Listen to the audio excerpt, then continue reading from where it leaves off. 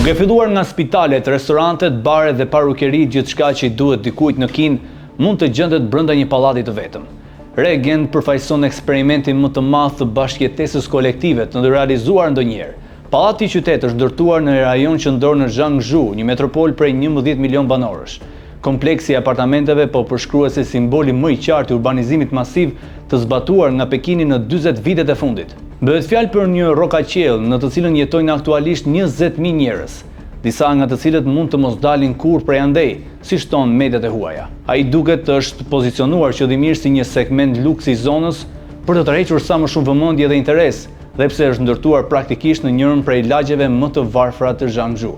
Struktura gjigande ishte projektuar fillimisht si një hotel, por më pas u shndrua nga një kompleks me mira apartamente banimi luksoze.